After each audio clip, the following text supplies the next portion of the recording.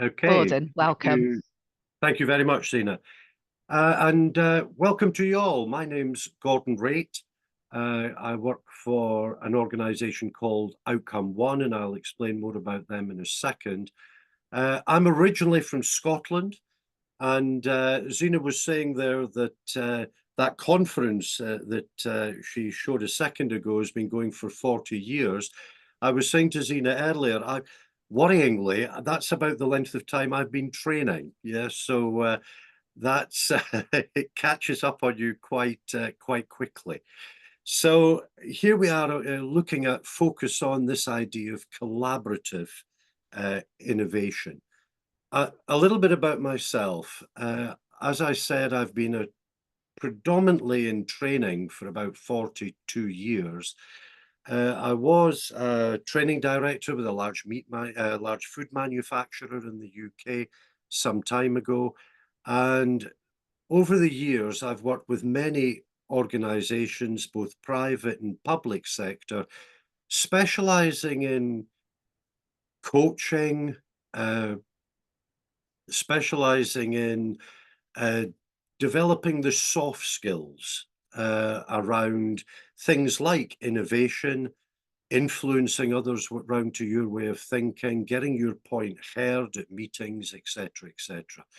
So, however, recently, over the last 5 years, I've been focusing a lot on neuroscience and some of the recent neuroscience research that's been around to see if we can take that research somehow and help people in business to become aware of what matters when it comes to getting people working together.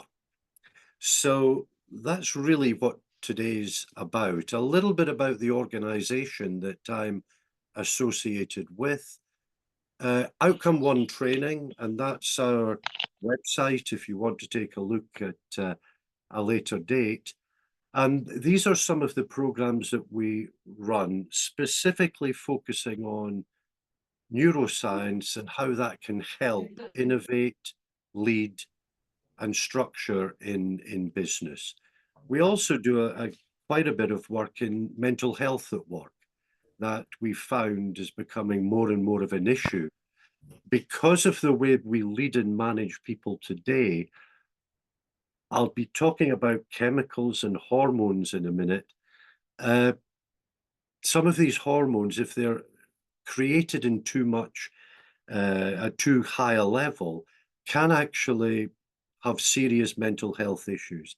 So that very much ties into the neuroscience research. So we run all sorts of programs relating to the brain and how that can affect your performance and others' performance in business.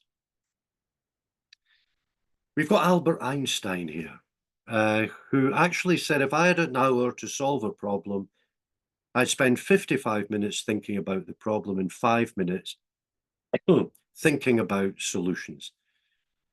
And that's actually something to think about. You know, when you do have a big problem, you really want to make sure that any innovation should be focused on solving the problem. So a lot of the work should be maybe identifying, is it the right issue that we should be focusing on with innovation? And also, what really is the issue?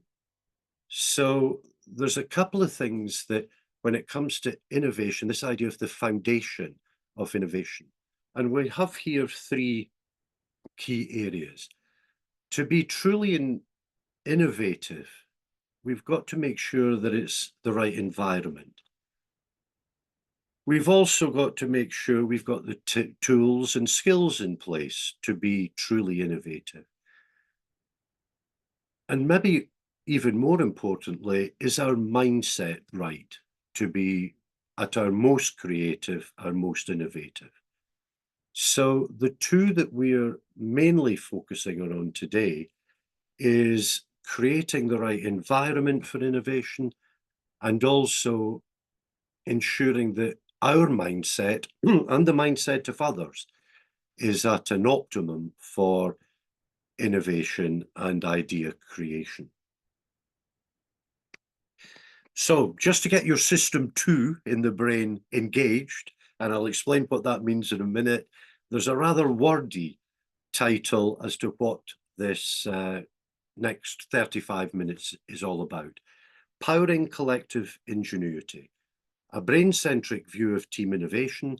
This webinar reveals the neuroscience underpinning effective collaboration in the pursuit of new ideas. A very wordy title, but it does engage because you've kind of got to focus on that. That leads us nicely on to the next slide, which is a little bit about the brain, a simple model for leaders. Now, we've put a note in the corner there that I'd like you to notice. All models should be considered useful approximations and not to be 100% scientifically accurate. If we put up here the research that we've looked into from some of these leading edge neuroscientists over the last 5 years, it would just be too much to throw at you in such a short space of time. So what we've done with this research is to simplify it so that you're aware of what matters without worrying too much about all the little things that are going on within the brain. So it's a good model, but not to be considered 100% accurate. This comes from Dan Zeckerman's work and has a look at the two systems that he believes is active in the brain at different times. You'll see the red part of the brain there, and then you've got the blue one and then the yellow two. The red is basically the reptilian part of the brain. And if you're too stressed, if you feel threatened, that's basically where fight or flight happens. So you want to stay away from that in day-to-day business. The systems that we'll be focusing on over the next 35 minutes and sharing with you are System 1 and System 2. So let's look at System 1 first. And according to Dan Zeckerman's work, this is where cognitive ease happens. It's our autopilot, if you want. It's simple. It uses shortcuts based on past experiences. It's very much, and this is key when it comes to innovation, it's very much unfocused. As a result of it being unfocused, this is where kind of daydreams happen often. It's more creative. It does make more mistakes because it's very assumptive, because the brain, because it uses so much energy in the overall energy available to the body, for its size, it uses a huge amount of energy. It's lazy. So we're in System 1 quite a lot, relying on past experiences, cutting corners, more mistakes are made. So it's trigger response. We get a trigger, we respond. We get a trigger, we respond. We're in System 1 most of the day as we go along our normal daily life. Our work, we're used to it. We don't have to think too much about, if something happens, we know how to deal with it. So that's System 1. System 2 is much more about focus. And System 2 is there, as it says on the basic map of the brain in the middle of the slide there, is in the prefrontal cortex. System 1 happens in the limbic. When things go into the prefrontal cortex, that's where we're really focused, and that's where we're really having to think about things. It's less efficient because we're having to use more energy because we're really having to think and focus. So it's very tiring. If we make our people work, as a lot of organizations do, work in System 2 all day by continually tasking them, continually asking them to focus, continually asking them to follow process and procedure, stretching them beyond their comfort zones, they'll be incredibly tired because they're using that system too. It's also, for the purpose of today, much less creative than System 1, although it does make fewer mistakes. So System 2 is all about thinking and assessing. Does that make sense so far? Great. So a simple model there of the brain. Now, depending on which part of the brain is stimulated at any one time, hundreds of chemicals, hormones are released into the body and produced in the body. Before I leave this slide, it's also interesting to note that we can't do both at once. Yeah, we're either in System 1 or System 2. System 1 and 2, we can't do a bit of each at the same time. We can flick quite quickly, but we can't do them at the same time. So be aware of that when it comes to innovation. If you're trying to get them to come up with ideas and then put them into, be really focused on these ideas to make them work in practice, that's not going to be an easy task. It's about separating the dreamer of System 1 and then giving them time to put some kind of realism or criticism on the ideas that come out of System 1. So you can't do both at the same time. Innovation needs both, but at different times.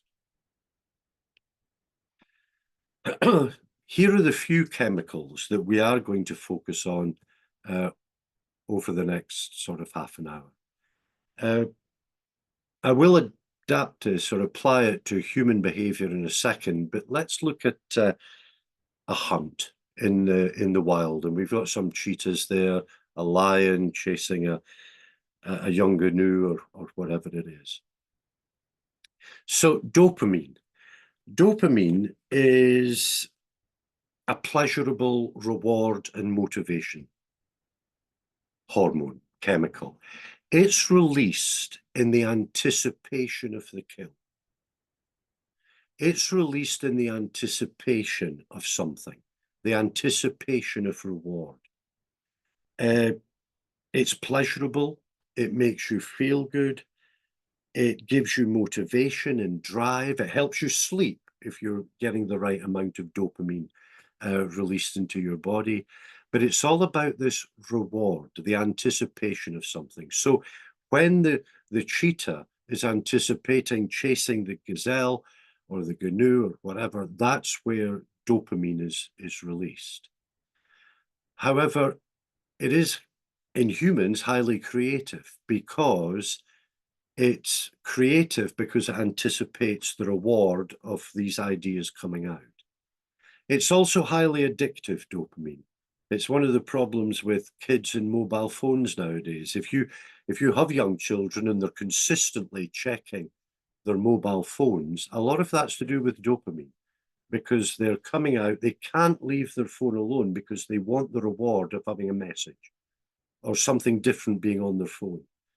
So one of the reasons mobile phones are highly addictive is this idea of dopamine, this search for constant recognition, constant reward. Once the kill's been made, however, that's when serotonin kicks in.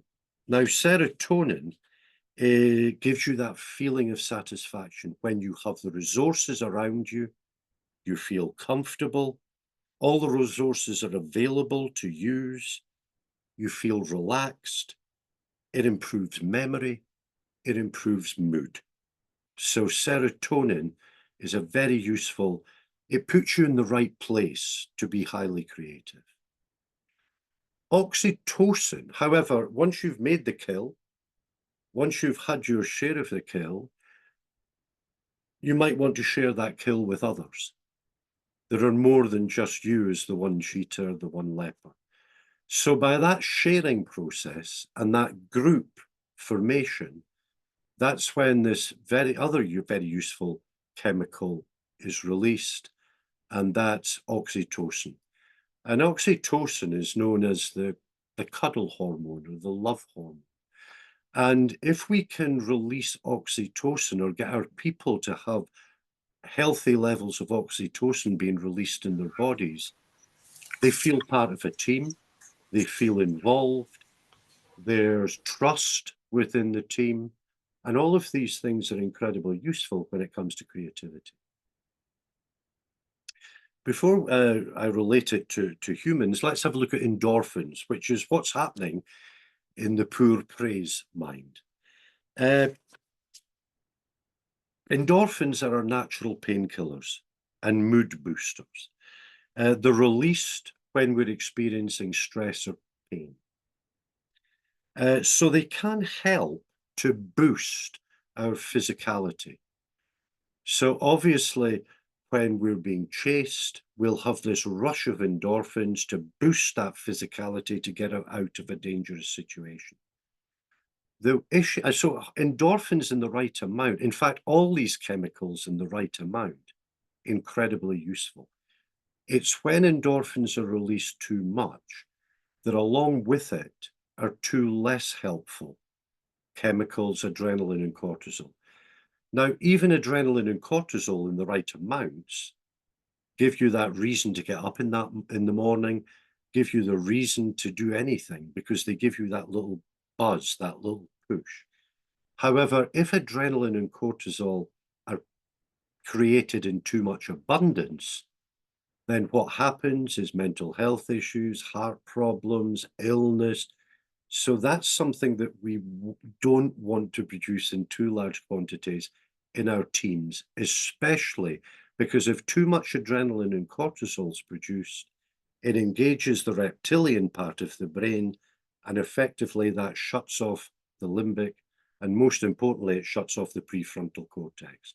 So if we're wanting our team to be innovative, highly creative, and we're loading them because of the way we're treating them with adrenaline and cortisol, it's nigh on impossible because the brain will shut off.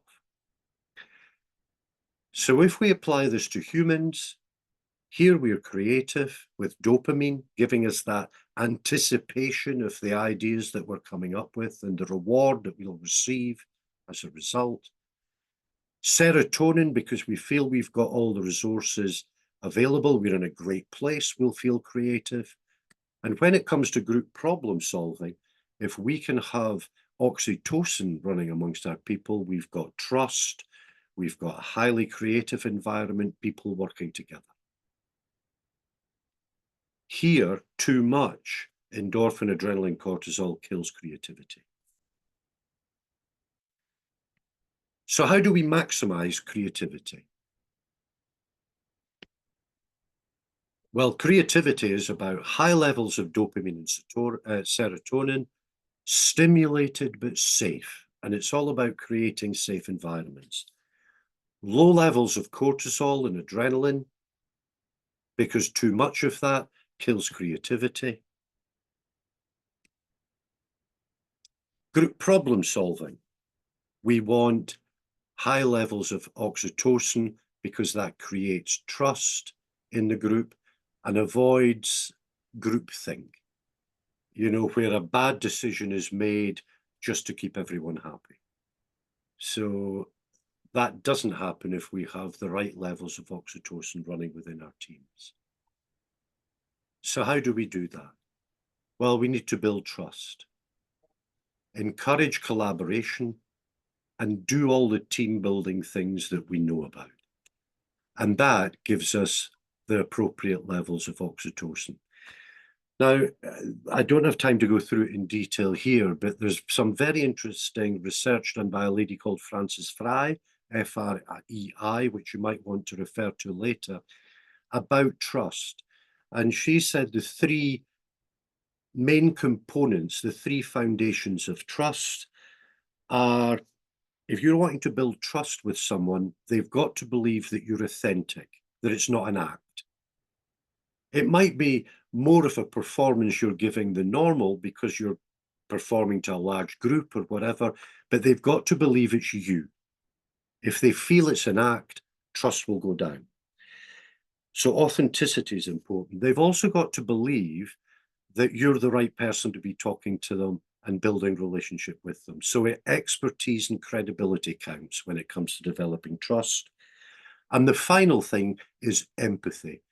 If you're wanting to build trust with a group or an individual, they've got to feel that you as the leader care about them as much as you care about yourself when you're asking them to do certain things. So these three things together, genuine authenticity, expertise, credibility, and then the final one, empathy, according to Frances Fry's research, is the foundation of, she calls it the three-legged stool of trust. If any one of these is missing, you're going to get a wobbly stool. Okay. So that helps us develop oxytocin. Keeping things fun, mixing it up, and very important for dopamine and serotonin, recognizing people and achievement. And that hits the dopamine and serotonin. And then focus on psychological safety and physical safety. Respond positively to failure as a leader and check in with your teams regularly, because that will again increase dopamine and serotonin. And finally, keep toxic people out, minimize red tape wherever possible, and choose your key performance indicators carefully. If we're continually tasking our team at a high level where they're out of their comfort zone and continually have to be in the prefrontal cortex, which if too often they will go into the reptilian brain, we're going to get too much cortisol and adrenaline. But the key thing is if we're stretching them too much, we're going to get low creativity. Obviously, that list isn't exhaustive. There's lots of other things we can do to maintain that balance of chemicals. So how do we develop individuals' creativity? Well, we can do it mental focus, thinking about system 2. And we're not necessarily meaning we want people in system 2 to be creative. What we're saying is that mental focus follows visual focus. Okay, so if we ask people to focus on something, we give them something to look at and focus in on, then mental focus will follow and they'll be in system 2.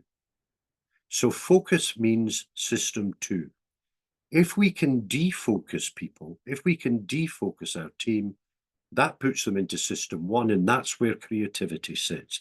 So as leaders, that's maybe what we want to do. Have we set up environments, and we'll come on to that later, where we're allowing them to defocus and move into system 1 rather than system 2. Tony, my colleague who was actually going to talk to you today, likes to talk about his bike, his cycling. He does this. I do it with walking. Yeah, if I really feel that I'm too focused, I'm struggling to be creative, I go for a walk. He goes for cycling. Why a walk and cycling? Well, I go for a walk in the country. He goes for cycling in the country, and it opens up horizons. When you open up horizons, you tend to go into peripheral vision, and peripheral vision tends to be more defocused. So it's no bad thing. I'm not suggesting you do this, but to tell your team, if you want them to be highly creative, go for a walk, get on their bikes, because just by getting them out there will get them defocused and into system 1. Why cycling works for Tony, walking works for me. It gets my mind wandering. Why is my mind able to wander? Because it's familiar and I feel safe when I'm walking. Tony feels very safe on his bike because he's done it 1,000 times before. Light is hugely important. Natural light helps people be creative. I do a lot of work for the government, the UK government, And they've got this training center, which is a very nice training center, but you've got to go downstairs to get to the training rooms. And when you go in, there's not a window inside. And that's hugely difficult to be highly creative. And you see it in the group. You know, me as a trainer, I'm trying to excite, inspire, face-to-face, get ideas flowing. And people have no outlook. People have no natural light. You can't underestimate the power of this natural light, brightness for creativity. Also, out on the bike, out walking, I'm distraction and deadline free. If it is a distraction for me while I'm walking, it's normally a lovely little bird chirping in a tree. And that's lovely. That adds to my creative feeling. Now, obviously, whilst I'm out there, if I really do have a magical idea because I'm in a highly creative environment, I might stop my walk for a second and jot down that idea in a book. So I go very briefly into system 2. Does that make sense? But then I get on with my walk, and it's only going to really system 2 when I come back to my desk and start looking at all the wonderful creative ideas that I had on my. Okay. So the lovely thing about being in system 1 is it's emotionally neutral. It's that nice sense of calm, safety, in control.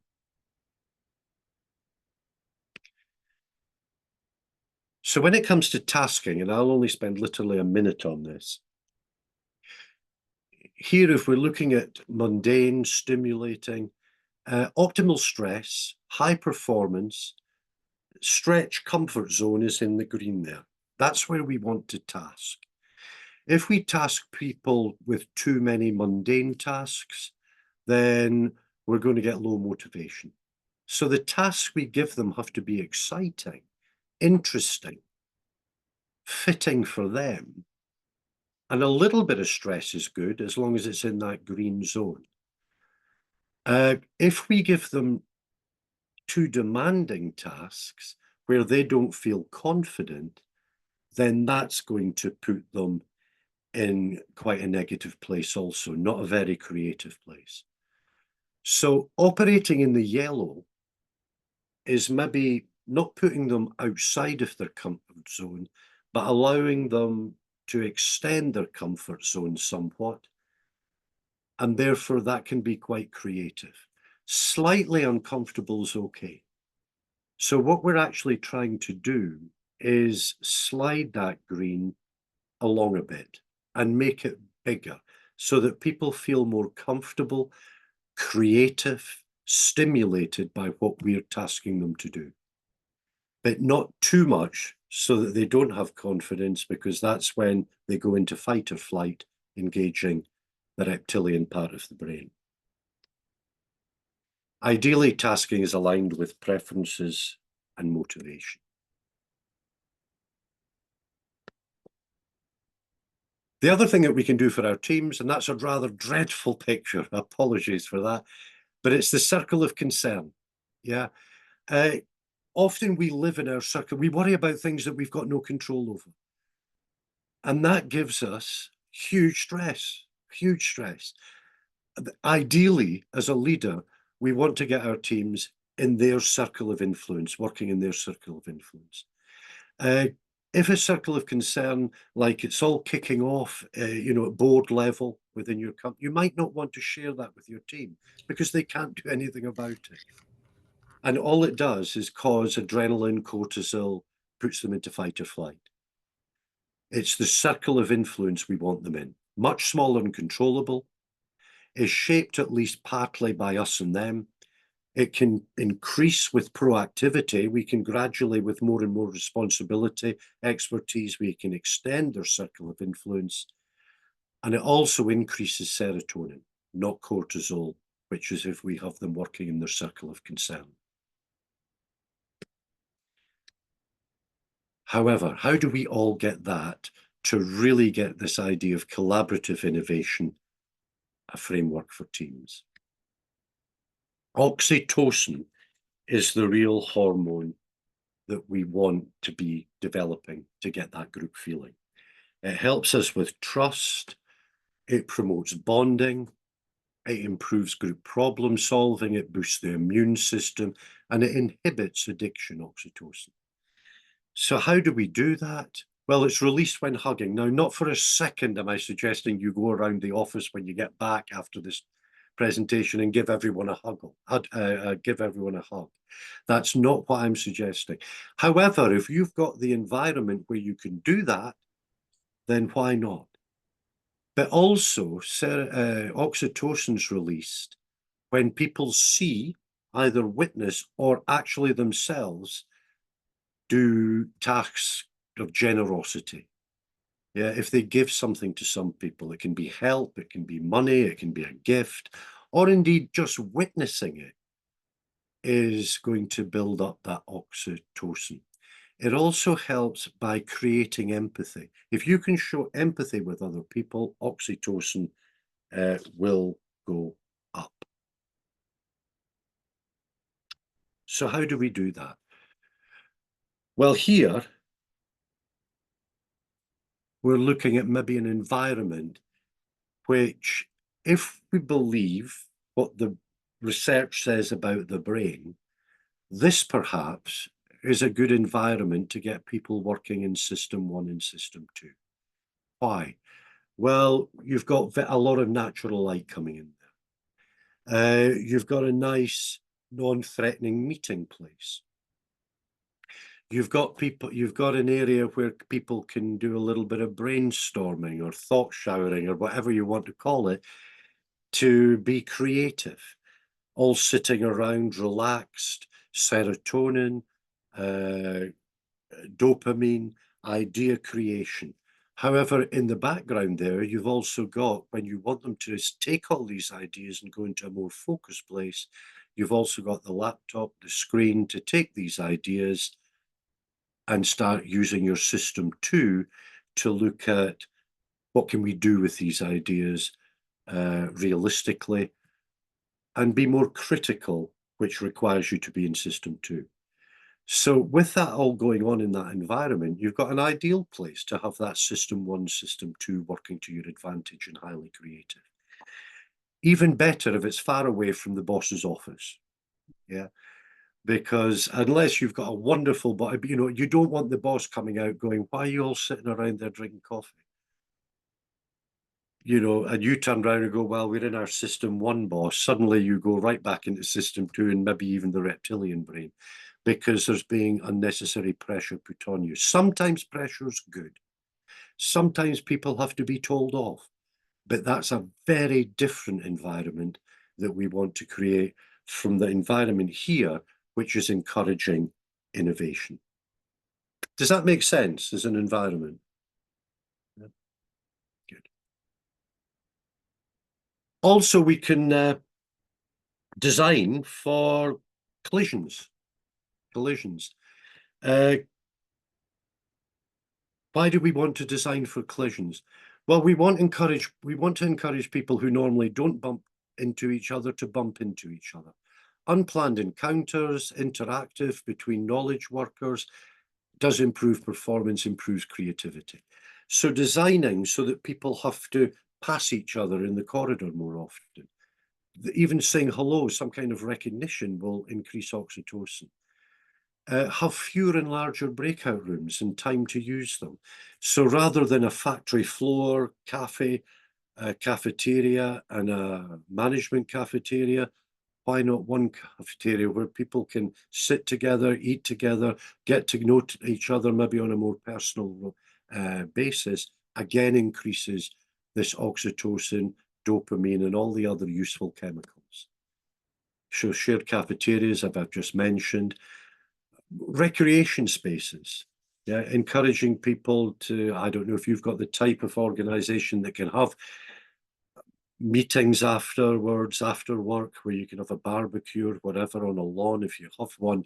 Ideal for that kind of relationship generation, as a result, all the useful chemicals to be more creative with. I'm aware of the time, so I'm going to quickly go through the next couple of slides before I come to the final slide. This is something that we did at Outcome 1, which ties into other team developing models, Benzinger, Belbin, but it's when thinking about putting together an innovative team, it comes out time and time again that the ideal number for a creative team, or a team that can come to a consensus without groupthink, is 4 to 5. So if you've got a team of 8 working on a particular project, our research, Belbin's research, Benzinger's research would all suggest break it into 2 teams with individual responsibilities, outcomes, etc. With 4 or 5 people, it's possible for them to come to a consensus. Any more than 4 or 5, it usually has to go to a vote, and obviously some people then lose out, and that can set all sorts of different things off in a negative way in the brain. So wherever possible, keep your teams, break them into groups of 4 or 5. This is research we've done. However, other team models, Lanconi again backs that one up as well. Groups of 4 or 5 work best. This is some of the Benzinger's work that Zena, do they have access to these slides after the, well, you'll get it on the recording if you want to look on the recording anyway. That's some of Benzinger's work that maybe, depending on the purpose of the team, you might want to think of the makeup of the people in your team, and that's some of her work that she did some years ago. And what I'd like to share with you before I open to 2 questions is this final side here, setting it up. So here we've got setting your team clear vision, sense of outcomes, not too stretching, but stretching enough. Set challenging performance goals. The environment, informal, comfortable, relaxed, inspirational, but also some place to go to and get that system 2 working, rather than just leaving all of these eyes up in the air. So that's why you need frameworks in place to deal with those ideas. A strict no blame culture. Leadership shifting from time to time. Certainly in the UK, the SAS, the military, often it's not about rank who leads their meetings. It's about the expert for that particular issue that they're dealing with that runs the meeting. So it might be an idea of shifting leadership so that even people who don't have the natural hierarchical responsibility and authority still have a feeling of what leadership's like and have become used to using that and feel confident about giving direction because of their expertise and credibility. Everyone participates, the expression of both feelings and ideas. Making decisions. Disagreement is good with comfortable criticism. If you can get your team seeing each other as critical friends, then that's a very powerful team, where people can say, actually, I don't like that. I don't like the way you do that. And people will listen, not be offended by it, because of the trust and the relationship they have with that individual or group. Decisions made at the point where there is general agreement. So not that groupthink just to keep most of the people happy. And that's why the groups of 4 or 5 comes into play there, that it's easier for 4 or 5 people to come to consensus and some kind of effective evaluation process to learn from your mistakes and move forward. So it goes back to Einstein and the 4 things, the foundation of innovation: having the right environment, the right tools, skills, and maybe even most importantly, does your team and yourself have the right mindset to be at your most innovative, your most creative when you need to be? It's interesting. I was speaking to Zena before everyone came into the room. I've been training involved in coaching, training others for about 42 years. And I'm looking at all these things that have come out right back to the 30s, Dale Carnegie, looking at oddly Aldous Huxley, who wrote A Brave New World, looking at all what they said was going to work with people. And you know, it still stacks up today. But now, because of our work in neuroscience, we have an understanding of why it works. But I'd like to echo, because certainly my experience has echoed this. Aldous Huxley, who wrote The Brave New World, as I've just said, gave this quote in the 60s, 1960s. It's a little embarrassing that after 45 years of research and study, the best advice I can give people is to be a little kinder to each other. And all of our brain work, all of our neuroscience really does focus in on that. Now we know why, because it's giving the right chemical mix. But if it is that basic, just being more respectful, have more empathy, be more kind, be nicer to other people, and we're going to get significant, creative, innovative results, I think it's maybe something to think about. So that's me for my my session. Hand back to Zena, who's going to any questions, basically. Any questions? Thank you very